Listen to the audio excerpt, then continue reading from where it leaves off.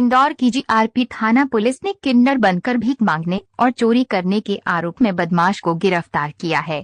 उसने 2 दिन पहले नागदा जा रही ट्रेन में 7 लोगों के करीब एक हफ्ते पूर्व नागदा में एक साजिद उर्फ समीरा, इसके 2 नाम इस टाइप से इसलिए हैं क्योंकि ये किन्नर का रूप धारण करके ट्रेन में मांगने का काम करता है। मूलतः ये अमननगर खजराना का रहने वाला है और करीब 1 साल से ये घर छोड़ के और भवानी मंडी कोटा के आसपास जो स्टेशन है वहाँ पर एक कैंप करता है और वहीं से जो भी ट्रेन आना जाना होता है उनमें ट्रेन में चढ़ता है और वॉशरूम में जाके अपना हुलिया चेंज करता है, मतलब साड़ी वगैरह पहन के, और फिर मांगना शुरू करता है। और जैसे मौका मिलता है ये ट्रेनों में मोबाइल है, पर्स है, इस टाइप की चीज़ें चोरी करता है। करीब 7 दिन पहले ये सामगढ़ पुलिस ने इसको 7 मोबाइल के साथ में गिरफ्तार किया था, पकड़ा था। जो 7 मोबाइल एक ही ट्रेन से इसने चोरी करी थी और वहाँ से उसकी 3 कायमी उज्जैन में नागदा में थी और 2 कायमी उज्जैन की थी मोबाइल संबंधित।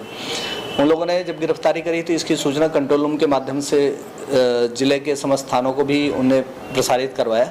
सूचना मिलने पर चूँकि यहाँ भी ट्रेन में चोरी के प्रकरण बहुत सारे होते हैं, घटित होते हैं, तो टीम भेजी गई थी नागदा पूछताछ करने के लिए। तो अपने इंदौर थाना क्षेत्र की जो घटनाओं के बारे में उससे जब पूछताछ की गई तो उसने 2-3 चोरियां स्वीकार करी, जिसमें एक तो करीब 1 साल पहले फरवरी महीने की है। रतलाम भिंड से रतलाम आने वाली जो इंटरसिटी एक्सप्रेस है उसमें उज्जैन से सवार होकर और उसमें इंदौर के बीच में उसने एक पर्स चोरी किया था जिसमें 6.5 तोला के सोने के जेवर थे।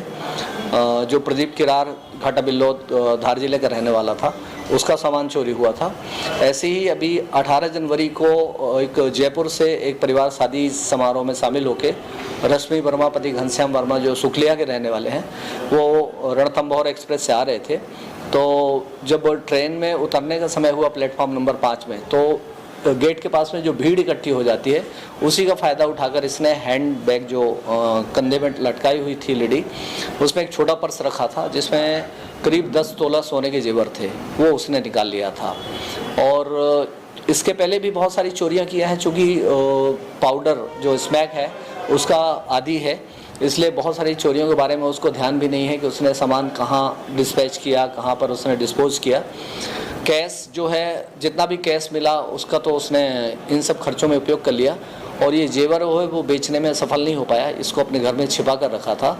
संयोग से जब पूछताछ हुई तो उसने ये जानकारी दी कि मैं घर में छिपा के रखा हूँ, इसलिए उसको नागदा न्यायालय से अनुमति लेके उसकी गिरफ्तारी की गई खाचरोद जेल जाके। वहाँ से प्रोडक्शन वारंट में 30 तारीख को लाया गया था और उसके बाद में उससे पूछताछ करके उसके घर से करीब 16.5 तोला सोने के जेवर बरामद किए गए हैं। न्यायालय के आदेश से चूँकि प्रोडक्शन वारंट में आया था तो न्यायालय द्वारा कार्रवाई के बाद में उसको वापस खाचरोद जेल के लिए वारंट में जेल भेज दिया गया है।